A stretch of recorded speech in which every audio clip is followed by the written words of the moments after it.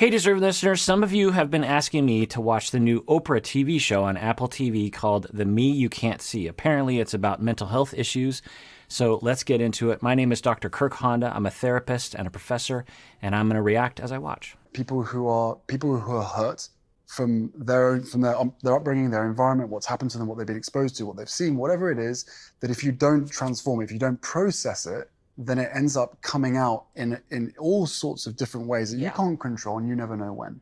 Yeah, I'll agree with that. I mean, it's a bit of a vague statement. We would have to get more specific as to what we're talking about with that. But yeah, generally most therapists agree with what he is saying in that when we experience pain and loss and fear, we need to process it. We need to talk about it. We need to maybe write a song about it. We need to cry about it. We need to scream about it. We need to be heard. We need to be understood. We need to get support. We need to get love. We need to be normalized and validated. And through that transformation, then we can heal and move on with our lives. Without that, then we will, transmit it to other people. It's the phrase, hurt people, right? Which is, pretty accurate a lot of the time. People to recognize that. Firstly, I had a fear of when I first went to therapy, a fear of losing. When did you start therapy? 4 years ago now. 4 years is kind of recent. Yeah, but 4 years of therapy for an individual that never thought that they would ever need or do therapy. So good on him for advocating and normalizing the fact that therapy is fine. A lot of people look up to him and would follow in his footsteps or at least be influenced. And we need to destigmatize therapy. It's kind of weird, though, for me, because in Seattle, in the city, it actually is extremely destigmatized. So it's been a while since I've run into anyone who doesn't talk openly about the fact that they go to therapy sometimes, but I know that we're kind of a cultural weird pocket. So yeah, we definitely need to spread the word all around the world, not just in our little pockets, but people are suffering all over the world. And again, what do we mean by suffering? We could be talking about schizophrenia. We could be talking about OCD. We could be talking about, post-traumatic stress disorder. We could be talking about abandonment as a child. We could be talking about worries about getting sick. There's a lot of different things that we could be talking about. And it's a wide, or we could be talking about a breakup. You just went through a breakup and you're really devastated by that for the next 4 years. So, all those things can be helped through psychotherapy. Sometimes not, but it is a good place to try to find some way of healing. There was no protection. One of the feelings that comes up with me always is the helplessness. Being too young, being a guy, but too young to be able to help a woman, in this case, your mother. And that happened every single day. Yeah, I've talked about this before, the trauma that the paparazzi can put people through, and now we consider the trauma to children. We usually are talking about adults being, followed by and harassed, I think criminally, by these people with cameras. But you think about what kids go through in a situation like that. It was like I was outside of my body and just walking along doing what was expected of me. Showing 1/10 of the emotion that everybody else was showing. Charles. So this is my mum. You never even met her. So I'll talk briefly about grief right now. The 5 stages of grief that are often talked about on the internet and sometimes by clinicians is actually false. You certainly can go through the 5 stages of grief, but research shows that it's not a universal thing. It's not even an average thing. So grief is very particular. But the one thing that we can know about grief is that people tend to vacillate between 2 positions. A position of feeling the feelings, feeling the grief, reminiscing, being in pain, or wanting to talk about your feelings of the loss, and rebuilding, where we don't want to think about it. We want to move on. We need to just survive. We might even have joy in that moment.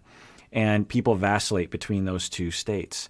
But it's really particular to the individual as to what state they're going to be in and for how long.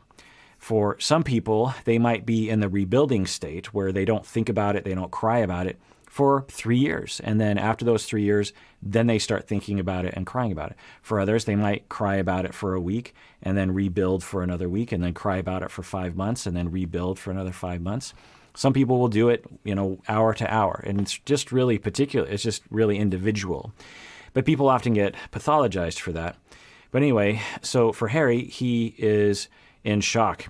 And we might call that the rebuilding moment, where your body and your mind are just saying, well, I just can't, this is too much. I can't think about it right now.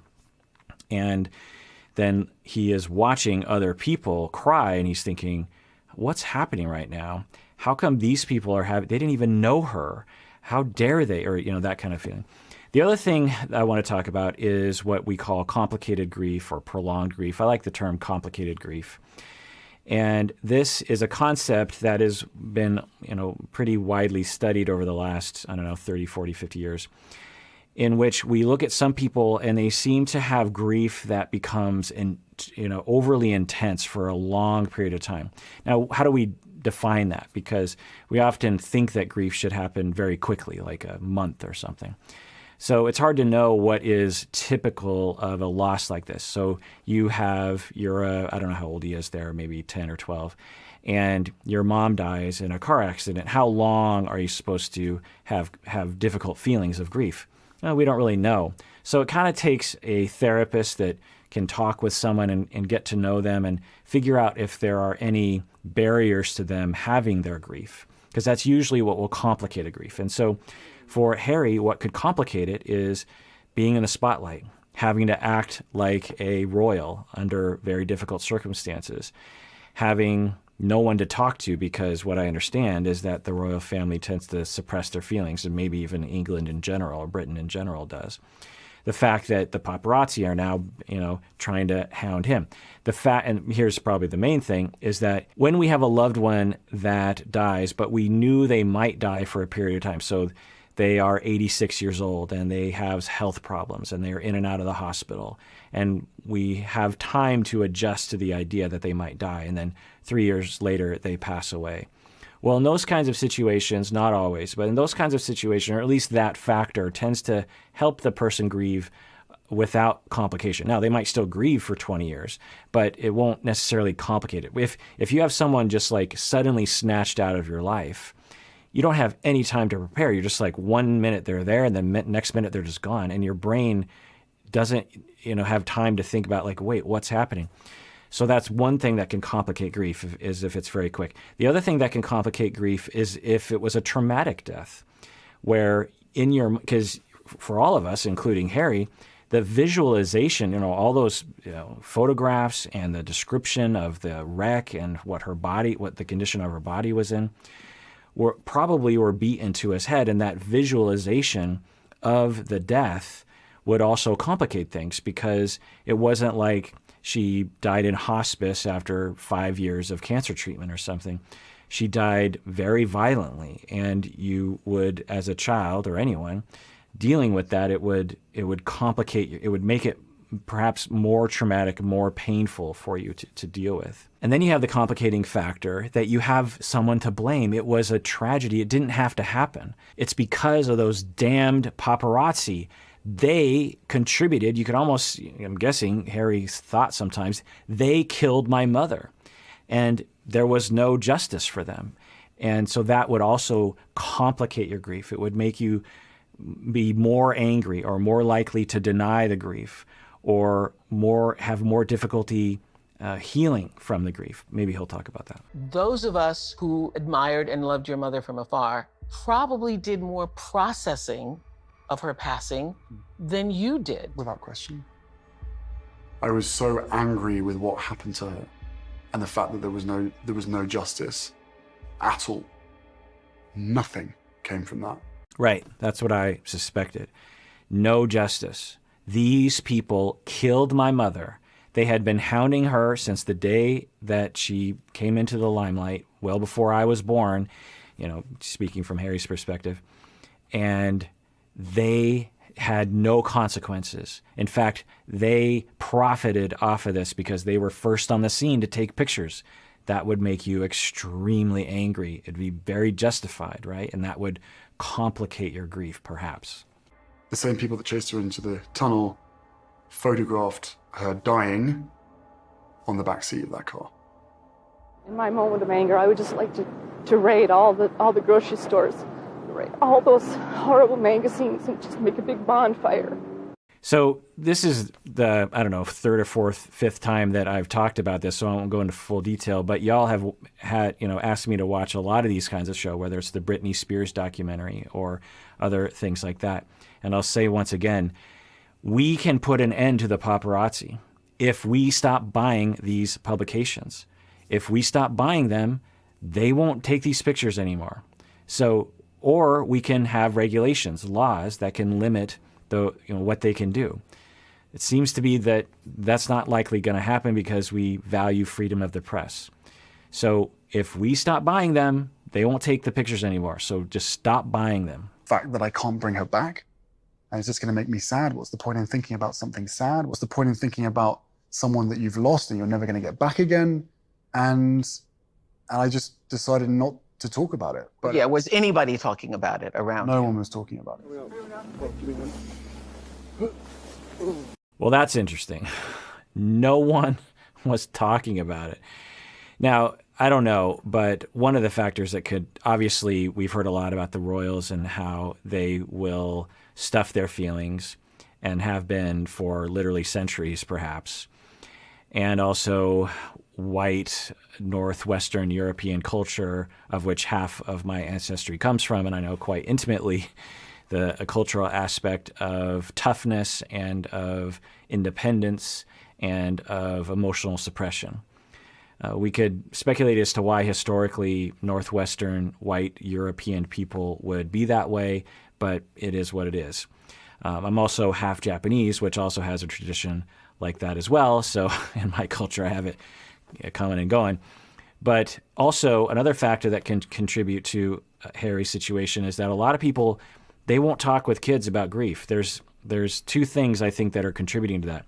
One is just this general myth that kids just don't grieve. It's like, well, they'll grieve later, which is just completely wrongheaded. The other problem that gets in the way of talking with kids in a helpful, healing way is people just don't know what to say because our culture doesn't have a protocol for this sort of thing. And they get scared and they just figure, well, it's just easier to avoid the whole thing.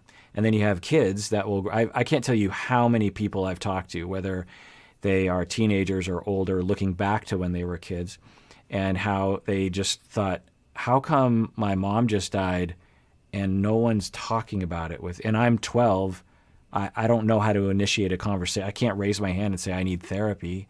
So I guess we're just going to act like it never happened, even though I feel so much emotion on the inside. Is something wrong with me? Sort of like go, right, let's don't face, look in the mirror, right, let's go. Before I even left the house, I was pouring with sweat. My heart rate I was in the fight or flight mode. Panic attacks, severe anxiety. And so 28 to probably 32 was a nightmare. Okay, so we're hearing some symptoms, panic attacks and fight or flight, a lot of adrenaline as he is about to have to play the role. Something about the experience is causing him to feel a physiological fear. If you've ever had that feeling, I have. I suffered from panic attacks when I was in my 20s, early 20s. I know what that feels like. It's hard to forget. It is an awful feeling. Your body just goes, wow, and you can't come back from it. Even though your mind, you might be saying, nothing's wrong, nothing's wrong, nothing's wrong. It is all-encompassing and utterly terrifying. And then they tend to compound because you don't like that. So something causes you to have that physiological reaction, but the physiological reaction now becomes the trauma. And so you can be triggered by the worry of getting triggered. And we call this anticipatory anxiety, where you're worried about worrying. And it just gets worse and worse and worse. And before long, you're holed up in a room and you just never want to go outside because as soon as you step outside your safe space, you get triggered again. And it's very difficult. So I'm wondering what it was that the initial trigger was. Now, sometimes people who were neglected can develop panic attacks or anxiety in general, emotionally neglected. So maybe that's a factor. I don't know. We certainly see a lot of pictures of his mom being very affectionate to him, but was she able to be there all the time for him? I don't know. Let's continue watching. People's emotion. Finally, I'd bump into somebody who was sweating more than me, and I would stop, be able to speak to them, and then everything would calm down, and then I could move on again. I was willing to drink, I was willing to take drugs, I was willing to try and do the things that made me feel less like I was feeling. Right, so we call this self-medication. A lot of people will do this. In fact, a lot of the times, if not most, if not all the time, when people suffer from substance abuse, it starts with this self-medication motivation, where we are feeling some sort of emotional struggle, whether it's grief or anxiety or depression. Sometimes ADHD can promote this as well, PTSD, and we will just randomly come across a drug and, through experimentation, and we suddenly feel better for a temporary amount of time. And we say, okay, I just want more of that. But then you need more and more of it because you become tolerant of it. And before long, you're drinking a fifth of whiskey every, half day or something, or you're taking a lot of other kinds of drugs. And the key here is that we need to help people get to proper psychological help and support so that they don't need to turn to that, because when we deny people the access, of course he had access to it, right, because he has enough money, but culturally he did not have access to it. So the one thing he did have access to is drugs and alcohol, and he found that helped him emotionally, it sounds like. Friday, but I would probably drink a week's worth in one day on a Friday or a Saturday night. And I would find myself drinking not because I was enjoying it, but because I was trying to mask something. Did you know at the time you were doing that you were trying to mask something? No. No, you didn't. Completely unaware of it. Right. I'm glad that he pointed that out, because it made it sound like he knew he was masking something. But people don't usually know. If they knew, they might have an avenue to actually get help and to ask for help. But usually for a lot of people, particularly boys, because they are denied the ability to think about their emotions more. Well, everyone's generally shamed for their emotions and told to suppress their emotions, but boys even more so. And so you have a lot of people, regardless of gender, but a lot of men who are struggling internally, but they just have no idea because it doesn't register consciously, but it is happening. And they have symptoms around it, but they don't know what's going on, or they just justify it. They might get angry at people, or they might overdrink, and they just think, well, that's just me, or get out of my way, or, guys drink sometimes. Or I just want to unwind. Or you might find other drinkers to hang out with, because then you can justify your behavior and normalize it amongst other drinkers or other substances as well. So he's saying at the time he just didn't have any idea, and that's typical. I had to do all the same training as everybody else. I started from the bottom like everybody else. There was no special treatment because of who I was. Oh, there it is. That was where I felt my most normal, and actually, within my younger years, the most comfortable I felt was out in Afghanistan.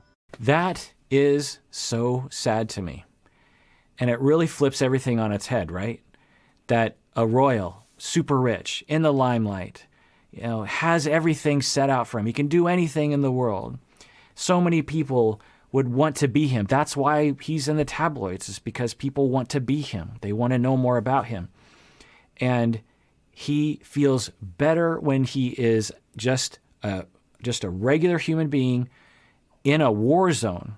He feels better there than he does in the royal castle, or whatever they call it over there. That is incredible. In the United States, we don't have royalty, but we do have really famous people, obviously. And so it's a similar thing, right? You imagine, it's like, oh, you're Britney Spears, you have it all. But then you watch the documentary and you realize, oh my goodness, like the pain and the abuse that they go through just by being in the limelight is just incredible. So, that's interesting here. And I'm glad that he actually had that opportunity to have that relief. Away from the media. But I was going to have to deal with my past because there was anger there. Towards my late 20s, I was starting to ask questions of, should I really be here?